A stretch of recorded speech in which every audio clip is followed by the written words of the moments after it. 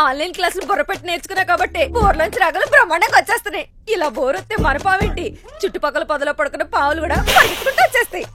కానీ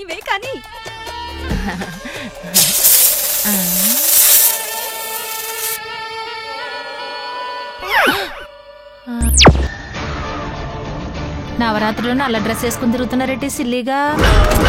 మోకానికా పొట్టి ఈ జూలేటి, ఈ పోజి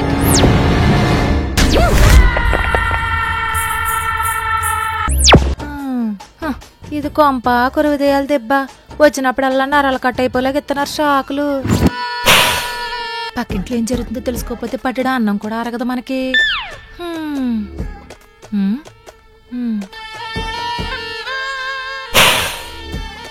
ఈసారి ఏమైంది దీనికి?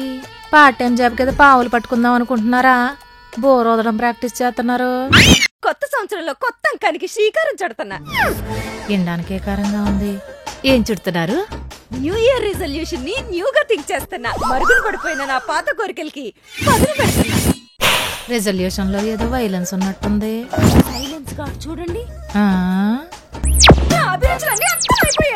ఏంటా రుచులు? చిన్నప్పుడు సౌండ్ పెంచుకుందాం అనుకున్నా, దొరకలేదు. అంటే ఇప్పుడు ఎస్, న్యూ ఇయర్ రెజల్యూషన్ కింద పాత కోరికల నుంచి ఒకటి పిక్ చేసి పెంచుకుందామని because I may pet lover.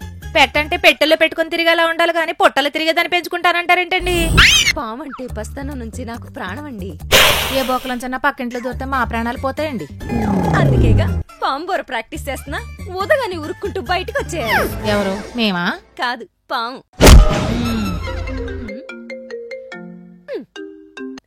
చెప్పరా నాగరాజు? నల్లగా ఉన్న మా ఆయనే తెల్లగా రావాలని వారానికి 4 సార్లు ఫేషియల్ చేపిస్తున్నా. నువ్వు తెల్లార్లు తోపుల్లో తిరిగైనా తెల్లదాన్నే పట్టుకో. శ్వేతనాథి ఉండండి, మీకు ఇంకోటి చూపిస్తా. పడుకోబెట్టడానికి పుట్ట కూడా రెడీ. ఇక పెట్టే రావాలి. బుట్ట కూడా రెడీ చేసి పెట్టుకున్నారా? రిజల్యూషన్ అంటే రీజనబుల్ గా ఉండాలి. ఇనే వాళ్ళు జడుచుకుని సచ్చేలా కాదు. నోరు లేని వాళ్ళ మీద జాలు ఉండాలి మమత గారు. నోరు లేదా? తెరుచుడు. ఇంత కార్లు ఉంటాయి. కాటేసిందంటే కాటికి పోతావే. ఏదో సైకో ఫ్యామిలీ మీరుని. కూర వండుకుందాం నేను పెట్టి పంపిస్తుంది. మనం మొదలెడదాం మళ్ళీ. ఈ సంక్రాంతి కన్నా ఫ్యామిలీ అంతా కలిసి ఒకే ఇంటికి వెళ్ళి వాళ్ళ మీద పడి తినేయకండి రా. సిరాకొత్తే సీపురు కట్టలతో తెరవేస్తారో. మీ ఆవిడని పుట్టింటికి పంపు, పిల్లల అమ్మమ్మ ఇంటికి పంపు, నువ్వు అత్తారింటికి వెళ్ళు. పుట్టిల్లు, అమ్మమ్మ ఇల్లు, అత్తిల్లు అన్ని ఒకే ఇల్లుగా కానీ పెట్టేసావు ఏదో కరకజ్జు మొహం వేసుకుని. కానీ ఆడికి అర్థం అవడానికి ఒక అరగంట అర్థం. లేకపోతే ప్రతి సంవత్సరం సేమ్ ఇంటికి వెళ్ళడానికి సిరాకు వచ్చేస్తుందంటే అదొకే. అందుకే ఇడిగా చెప్పి ఒకే చోటకి పంపిస్తా. సలహా అడగాలే గాని శ్మశానం కూడా పంపించేస్తావు. శవాల సీజన్ తక్కువగా ఉందంట, నువ్వు వెళ్తావేటి? అయినా దెబ్బైపోయిన చోటికి దూలు తీరిపోయిన చోటికి వెళ్ళకూడదంటారు. కానీ అల్లుళ్ళు మాత్రం అత్తమానం అన్ని సర్దుకుని అత్తారింటికి వెళ్ళిపోతారు. అదే మ్యాజిక్. ఒకవేళ ఈడాగాడనుకో అలా ఆవిడ లాక్కెళ్ళిపోద్ది. ఇది లాజిక్. నిజంగానే లాక్కెళ్ళిపోద్ది ఏంటి? ఈడ్చుకుని వెళ్ళిపోద్ది. బలం సరిపోతే ఏడ్చుకుని వెళ్ళిపోద్ది. అప్పుడు ఈడన్ని ముడుచుకుని వెళ్ళిపోవాలి. ఇది ఫైనల్ కిక్. అవునేంటే అరిచేతిలో గుట్కా నలుపుతున్నావు, అలవాటు చేసుకుంటున్నావా? అంటే ఏం లేదు, న్యూ ఇయర్ రెజల్యూషన్ అని అందరూ మంచి పనులు మొదలు పెడుతుంటారు. కానీ మనకి మంచి పనులు చేయడం అంటే పరమ సిరాక్ కదా.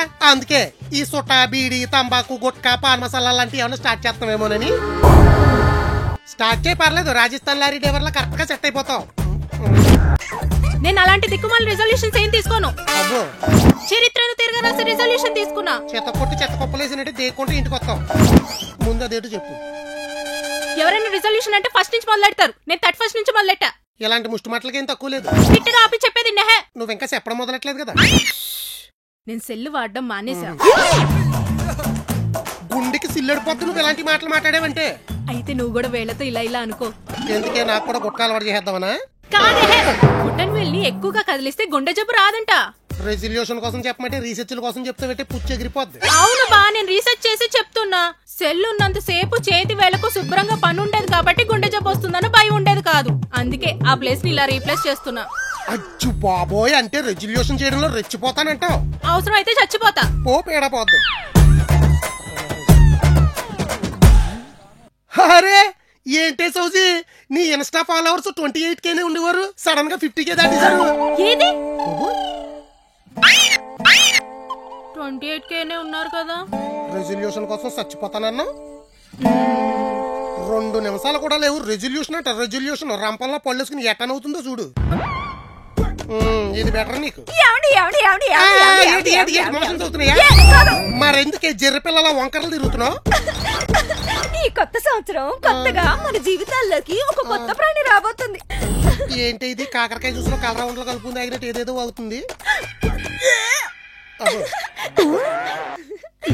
నీకు ఇంకా అర్థం కాలేదా? కొత్త ప్రాణి అంటోంది, కక్కుకుంటోంది.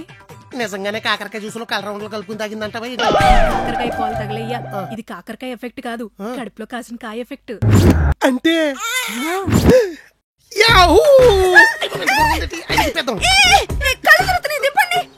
రంగులాట తిప్పేవాళ్ళు అలా తిప్పేస్తారంటారు బాబు. గోళ్ళని గుండ్రంగా తిరుగుతుంది.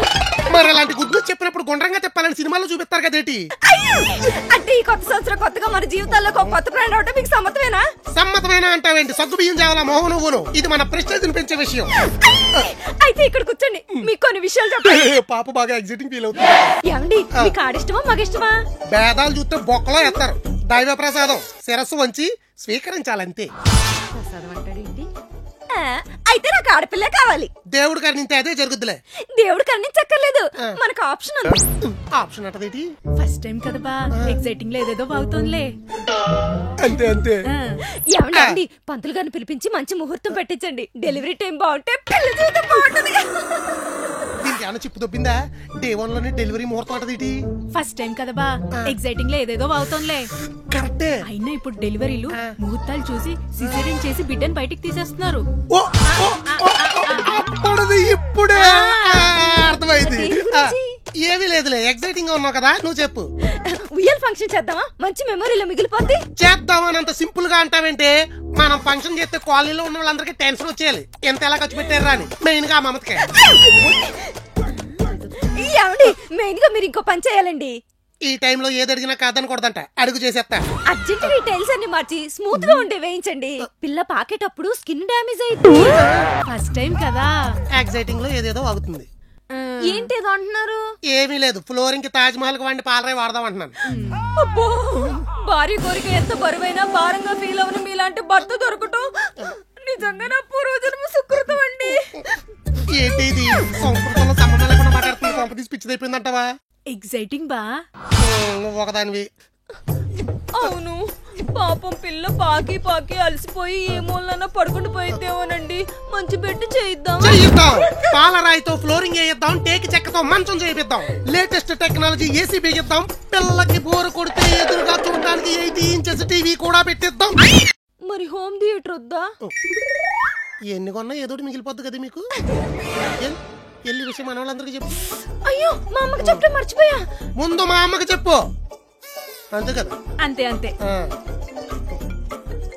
Boss boss బోలండి.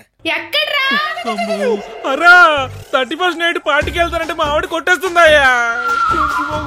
2 చెవులు కొరికేసింది. మరి కొట్టరా? ఇండియాలో అంతే.